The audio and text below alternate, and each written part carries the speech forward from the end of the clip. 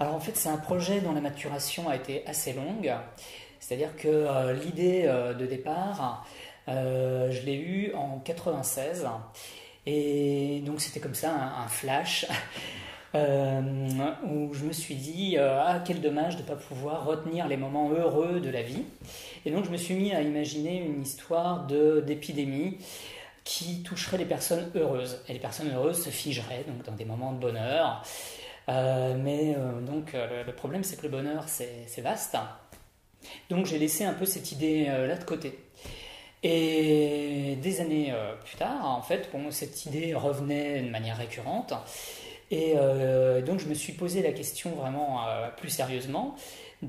Et je me suis dit, bon, pourquoi pas resserrer euh, cette histoire d'épidémie autour d'une des formes du bonheur qui est le sentiment amoureux. J'ai commencé à écrire, mais là aussi, ça a été assez laborieux, ce travail d'écriture, parce que ça devait être autour de 2006.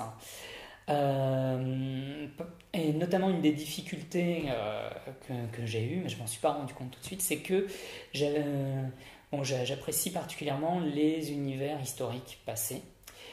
Et donc j'avais envie de situer cette histoire-là dans une période historique. Mais le gros inconvénient, le gros écueil de placer cette histoire dans un univers historique, c'était qu'une telle épidémie n'a jamais eu lieu. Et donc à chaque fois, il fallait trouver une astuce, un biais pour expliquer qu'on n'en avait jamais entendu parler. Donc voilà, donc j'ai écrit comme ça différentes moutures, j'ai dû en écrire une bonne dizaine que j'ai présenté à différents éditeurs qui m'ont fait différents retours, etc.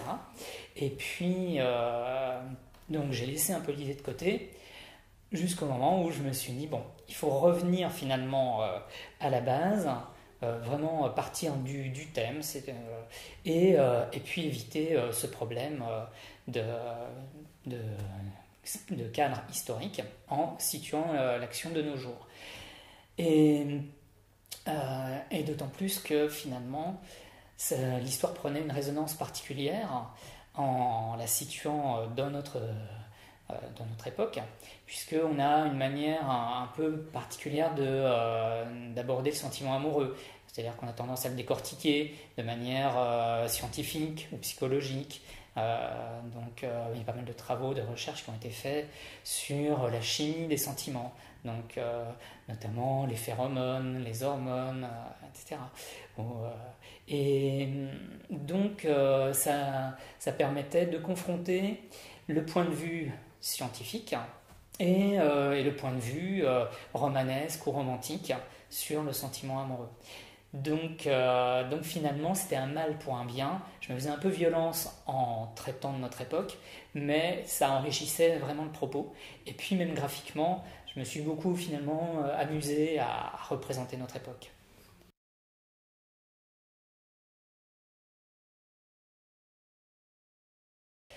Alors la construction de toute façon du récit a été très compliquée. Je dirais surtout du tome 1 parce que, encore une fois, alors, comme il s'agit d'une épidémie, il fallait montrer l'ampleur de l'épidémie et donc présenter différents cas. Or moi, les récits que j'affectionne plus particulièrement sont des récits plutôt intimistes où on suit un personnage d'un bout à l'autre et on voit son évolution, on voit ce qui lui arrive. Donc là, voilà, c'était une première difficulté de montrer différents cas de personnes touchées par l'épidémie, etc. Et malgré tout, il fallait construire une histoire. Et donc, suivre quand même un personnage et voir son évolution. Donc, finalement, l'idée m'est venue d'avoir un protagoniste qui soit une journaliste. C'est-à-dire que grâce à elle, on voit dans un premier temps l'évolution de l'épidémie par son travail de journaliste, elle suit les événements, etc. Et dans un deuxième temps, elle est elle-même concernée par l'épidémie, puisque d'abord elle fige malencontreusement l'un de ses collègues, et ensuite elle-même se pose des questions sur son propre couple, puisqu'elle ne se fige pas avec son petit ami. J'avais pas envie de tomber dans le côté fleur bleue ou dans la sensiblerie. Et puis bon, avec une histoire d'épidémie, on a aussi le risque de tomber dans la tragédie. C'est-à-dire que voilà, tout le monde se fige, tout le monde, la société s'arrête, c'est la catastrophe. Et malgré tout, j'avais envie d'un ton un petit peu léger. Donc, et finalement, quand on réfléchit, une telle épidémie n'est pas possible et amène à des situations complètement incongrues. Donc j'ai plutôt appuyé un peu le trait sur le côté un peu caricatural et un peu incongru, voilà, des situations.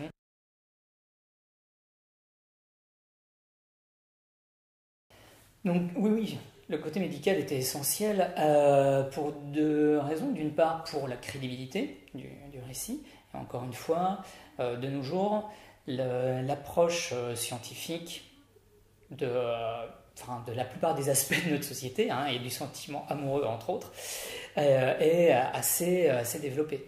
Donc il fallait que ce soit présent, mais en plus ça me permettait de faire un contrepoint, c'est-à-dire d'avoir une opposition de deux points de vue, un point de vue scientifique et un point de vue, encore une fois, plus romanesque, plus sentimental. Et donc c'est quelque chose qui se développe dans le tome 1, mais également dans le tome 2. L'idée que on a beau avoir des explications, ça ne suffit pas. On a quand même besoin de rêver, de se raconter une histoire sur notre vie de couple, sur nos aspirations. Par exemple, à un moment dans le tome 2, il y a un personnage féminin qui dit voilà, qu'elle ne s'est pas figée avec son compagnon et qu'ils avaient plein de projets de vie. Et que du coup, ça compromet tous ses projets de vie, des voyages, des enfants, et elle n'a pas envie de faire des enfants simplement pour la préservation de l'espèce. Elle a envie d'avoir des enfants avec l'homme de sa vie, ce qu'elle considérait comme le prince charmant. Donc voilà, et puis après, le sentiment amoureux ou l'amour, c'est aussi un mot, et donc qu'est-ce qu'on met derrière ce mot? Où commence l'amour, où s'arrête l'amitié, et c'est pas parce qu'on est censé être amoureux qu'on a cette étiquette sur soi, sur son couple, que dans la réalité, dans des faits, on l'est réellement. Voilà, donc en fait l'épidémie sert de déclencheur et de prise de conscience à beaucoup de personnages. Olga en premier lieu, donc qui se rend compte qu'elle n'est plus amoureuse de son compagnon, mais également elle se rend compte qu'elle avait plein de certitudes, qu'elle pensait qu'on pouvait gérer ses sentiments et comment dire, voilà, les contrôler. Et en fait, elle se rend compte que voilà, elle ne contrôle pas ses sentiments, elle n'est même pas sûre de ses sentiments, et elle découvre qu'elle n'est plus amoureuse de son compagnon, et elle va découvrir qu'elle est amoureuse d'un autre, alors même qu'au départ, elle avait plutôt une certaine méfiance à son égard. Elle, c'est vraiment, comment dire, c'est le moteur de l'histoire, et elle est vraiment dans son rôle de journaliste, enfin, c'est-à-dire qu'elle est à la recherche de la vérité. Donc elle est à la recherche de la vérité de par son métier, mais elle est à la recherche de la vérité également dans son histoire personnelle. Donc ça, c'est vraiment, c'est son Graal, elle a besoin de certitude, de savoir, de comprendre les choses. Je crois que c'est ce qui nous anime d'ailleurs tous. Et à côté de ça, donc, il y a le personnage de Kiran qui lui est plutôt dans la dissimulation, qui est plutôt ironique, voire cynique par rapport à la vie, et qui au départ profite de cette épidémie pour figer des bourgeoises. Il est une sorte de gigolo, et une fois qu'elles sont figées, il dérobe leurs biens. Donc il est l'antithèse au départ d'Olga, puisqu'il lui il dissimule la réalité, il profite des gens et des événements. Donc finalement elle tombe amoureuse malgré elle, et c'est quelque chose justement qui renforce aussi un peu la thématique de l'histoire. c'est que le sentiment amoureux est quelque chose qui ne s'explique pas. C'est un petit peu ce qui ressort de tout ça. On ne l'explique pas chimiquement, scientifiquement, ni rien. Et là aussi, Olga ne devrait pas logiquement être amoureuse de ce personnage-là. Malgré tout, elle en tombe amoureuse. Et je crois que dans la réalité, c'est souvent le cas. D'ailleurs, dans le tome 2, elle dit peut-être une des preuves qu'on est vraiment amoureux, c'est quand on n'est pas capable d'expliquer pourquoi on l'est. Et je pense qu'on peut être amoureux de quelqu'un qui finalement vous est presque nocif.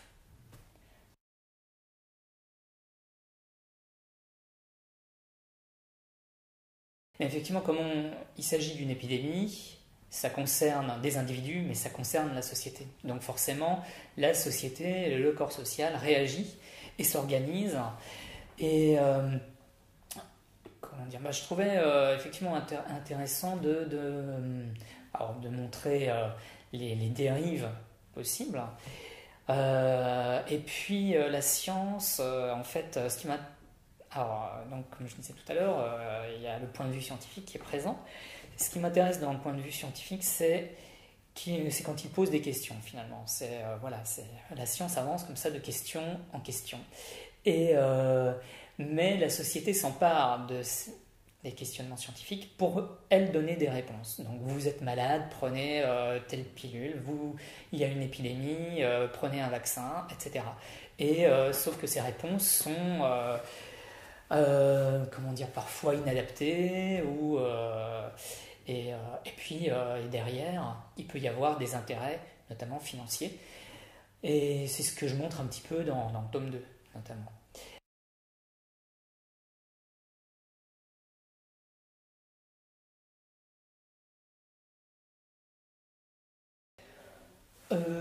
Alors c'était nécessaire au niveau du ton, c'était nécessaire aussi au niveau de l'histoire, c'est-à-dire que Olga revient alors que, enfin, de manière complètement inattendue, sauf qu'elle, elle cherche qu'une chose, c'est se figer de nouveau avec son petit ami. Donc elle ne revient pas réellement, elle est juste de passage. Donc finalement, elle se cache. Elle n'a pas envie d'être récupérée ni par la science, ni par la société. Elle n'a pas envie de reprendre sa place de journaliste, ni rien. Elle a juste envie de retrouver cet état suspendu hors du temps. Donc voilà. Et puis, après, ce qui se passe dans la société, c'est un peu la suite logique du tome 1. C'est-à-dire que là, j'ai vraiment tiré le fil. Le gouvernement met en place un certain nombre de mesures pour lutter contre l'épidémie, mais qui entravent les libertés et qui empêchent tout simplement de vivre et d'être heureux.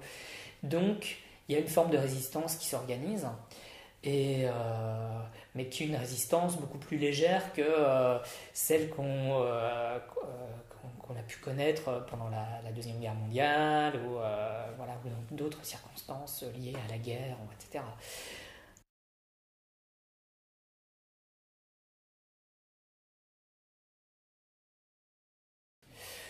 Pas vraiment. En fait, non, j'ai vraiment tiré le fil de la situation, de cette épidémie, et puis de la réaction des gens.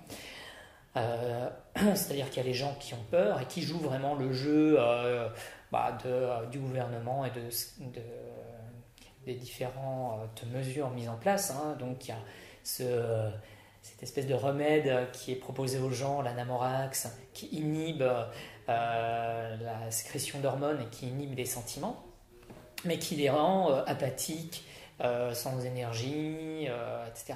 Et puis il y a les gens qui, eux, malgré tout ça, ont envie de continuer à vivre, ont envie de garder finalement l'espoir d'être heureux, et puis finalement qui ne savent pas ce que c'est qu'être amourostasié. Et donc jusqu'à ce que Olga arrive, personne n'en sait rien. Donc c'est en fait des situations qui obligent les individus à se positionner, à prendre parti pour, contre, éventuellement à être dans une espèce d'entre-deux, mais en tout cas, il y a le personnage de Marthe, qui est un cagénaire qui tient une épicerie, qui elle a résolument pris le parti voilà, de vivre sa vie, d'être heureuse. Et notamment, c'est son expérience personnelle qui l'a un peu poussée aussi vers ça, puisque son mari s'est figé, mais avec une autre femme qu'elle. Donc, on sent que, ça se sent dans ses propos, qu'avant ça, elle était beaucoup plus méfiante vis-à-vis de la vie. Mais là, maintenant, elle a vraiment décidé de vivre sa vie pleinement. Et puis elle prend l'exemple d'un grand toboggan, voilà, elle compare la vie à un grand toboggan, et il y a des gens qui, pendant la descente, regardent autour d'eux en ayant peur de tomber, et elle, non, elle se laisse glisser, et elle se laisse vivre pleinement.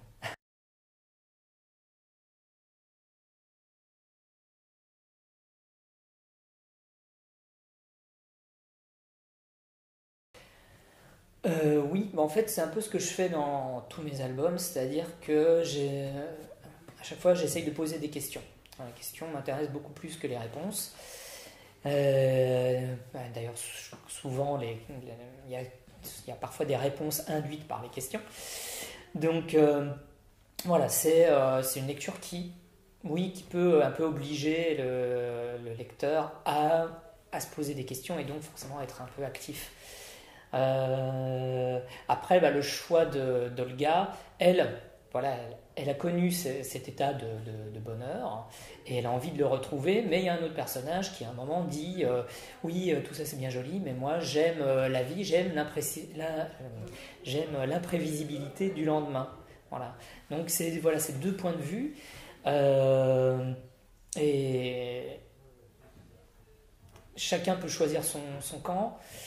Ou ne pas choisir et se contenter de se poser la question aussi. Après, je crois que c'est toujours, on peut toujours être tenté de se dire, enfin au moins pour un temps, d'avoir envie de retenir les moments heureux. Hein, c'est de ça dont je suis parti pour écrire l'histoire.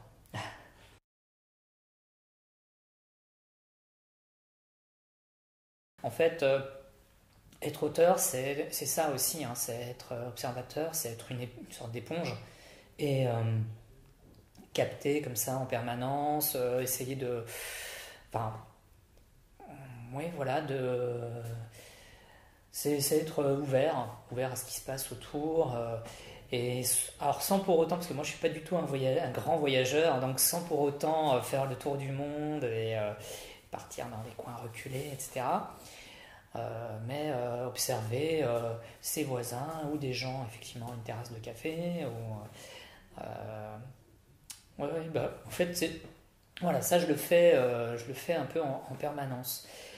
Et puis d'ailleurs je pense que même à travers le dessin ça se voit un petit peu, parce que je sais une remarque qu'on me fait souvent, c'est que j'ai une approche cinématographique de mon découpage. Et donc,